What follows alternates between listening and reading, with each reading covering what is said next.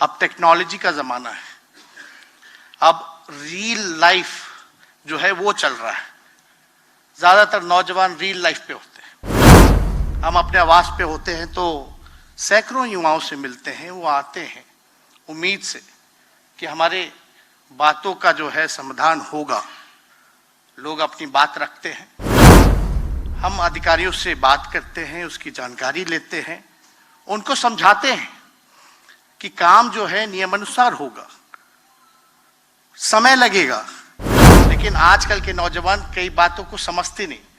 वो सोचते हैं अगर नेता अधिकारी अगर चाहे तो कुछ भी हो सकता है। तो हमारा एक लिमिटेशन है, दायरा है। आपकी फिटनेस का राज क्या है? एशवेल रस, ये एक ही बोतल में है। Stress, weakness, acidity, obesity, hair fall, skin की हर परेशानियों का एक ही हल। Ashwell life, diabetes free life.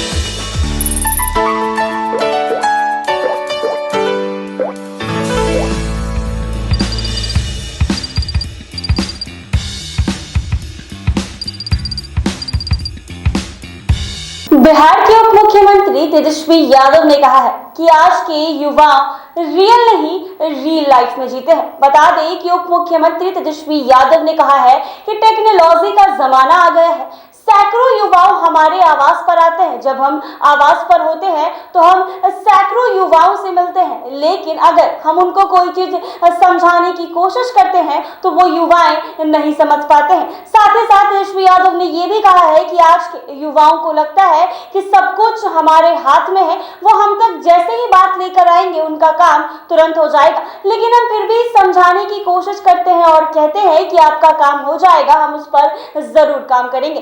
इस दौरान क्या कुछ कह रहे हैं तेजस्वी यादव, वो सुने आप लोग। की जनता की तरफ से आपको शुभकामनाएं देता हूं और पूर्व में जितने वक्ताओं ने अपनी बात को आप लोगों के समक्ष रखा, काफी चीजें बोलने का नहीं होता, लेकिन कई चीजें जो हैं सामने आ गई हैं। लोगों ने अपनी बात रखी है और सबका अपना अनुभव रहता है।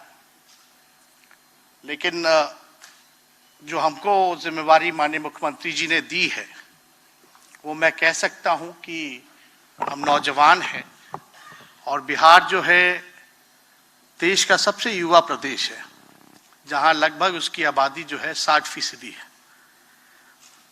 ज़्यादातर समस्याएं जो हम लोगों के सामने आती हैं, हम सब लोग कोशिश करते हैं कि उसका मिल करके उसका समाधान निकालें। लेकिन आजकल जो नई टेक्नोलॉजी का दौर है, नया ज़माना है। पूर्व में कई चीज़ों जो रही हैं उससे अब तक के सफ़र में कई चीज़ें बदलाव हुई हैं। अब टेक्नोलॉजी का ज़माना है। अब रियल लाइफ जो है वो चल रहा है। ज़्यादातर नौजवान रियल लाइफ पे होते हैं। हम अपने आवास पे होते हैं तो सैकड़ों युवाओं से मिलते हैं। वो आते हैं उम्मीद से कि हमारे बातों का जो है समाधान होगा। लोग अपनी बात रखते हैं, हम अधिकारियों से बात करते हैं, उसकी जानकारी लेते हैं, उनको समझाते हैं कि काम जो है नियमानुसार होगा, समय लगेगा। लेकिन आजकल के नौजवान कई बातों को समझते नहीं। वो सोचते हैं अगर नेता अधिकारी अगर चाहे तो कुछ भी हो सकता है।